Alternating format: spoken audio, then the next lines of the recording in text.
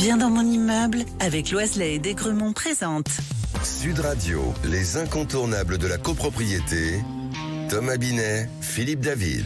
Bonsoir Thomas Binet, vous allez avec votre consultant Philippe Loiselet, par ailleurs patron de Loiselet et Desgremont, nous informer sur tous les sujets liés à la copropriété et plus précisément aujourd'hui à l'assurance en copropriété. Oui Philippe, parce que l'assurance d'un immeuble est un sujet relativement complexe, alors nous allons essayer d'y voir un petit peu plus clair avec vous Philippe Loiselet.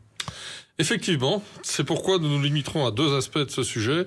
Comment est assurée la copropriété et que faire en cas de sinistre? Alors justement, on va commencer par nous poser une question qui vient immédiatement à l'esprit. Assurer une copropriété, est-ce obligatoire Philippe? Au regard de la loi, la seule obligation d'une copropriété à propos de l'assurance, c'est d'être assurée au titre de sa responsabilité civile, c'est-à-dire contre les conséquences des dommages que l'immeuble peut causer aux tiers de façon directe ou indirecte. Attention toutefois, l'assurance est souvent obligatoire du fait des prescriptions du règlement de copropriété. Alors on parle souvent d'assurance multirisque pour les immeubles. De quoi s'agit-il ? Comme son nom l'indique, l'assurance multirisque immeuble, ou MRI pour les initiés, couvre les sinistres les plus courants qui peuvent survenir dans un immeuble. Elle est souscrite par le syndic au nom de la copropriété et couvre l'ensemble des parties communes.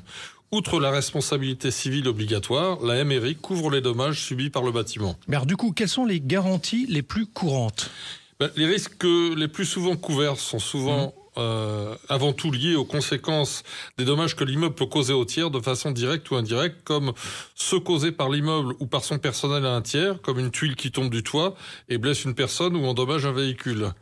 Ainsi que les dommages pouvant être subis par l'immeuble lui-même à la suite d'un incendie, d'un dégât des eaux, le vandalisme, le bris-de-glace, la tempête, etc. Mais alors est-ce qu'il existe d'autres garanties dans ces fameux contrats multirisques ? Bien sûr. Oui.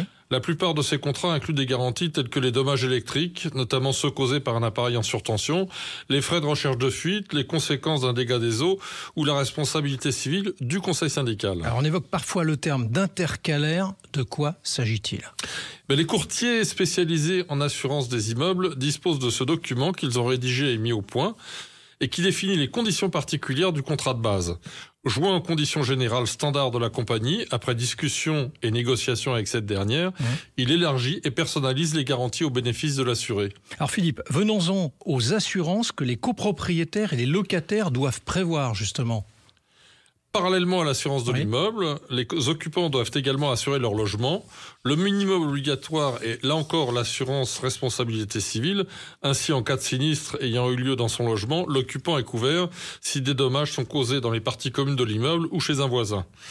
En tant qu'occupant, que ce soit comme copropriétaire ou locataire, une assurance multirisque est fortement recommandée.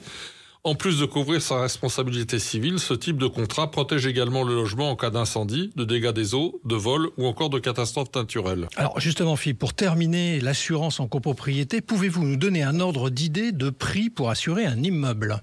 Il est hélas totalement impossible de répondre à cette question. D'accord. En effet, le nombre de facteurs influençant le prix est beaucoup trop important. La région, la localisation dans la région, le climat local, l'âge de l'immeuble, son niveau d'entretien, la nature des équipements, etc. Un immeuble n'est pas du tout assuré de la même façon qu'une voiture, par exemple, qui bénéficie de tarifs standardisés. Normalement, la compagnie ou l'intermédiaire qui souscrit le contrat, qu'il soit agent général ou courtier, doit procéder ou faire procéder à une visite de l'immeuble avant de l'assurer ou même de donner un prix d'assurance du dit immeuble. C'est pour ça qu'il est totalement impossible de donner un prix moyen d'assurance d'immeuble qui ait un sens. Chaque immeuble est unique et mérite une analyse particulière. Merci Philippe et Thomas, on se retrouve vendredi prochain pour un autre numéro d'Ose investir, les incontournables de la copropriété. Et on vous retrouve Thomas dimanche matin dès 9h30. Sud Radio, les incontournables de la copropriété. Thomas Binet, Philippe David. Avec Loiselet et Desgremont, bien dans mon immeuble.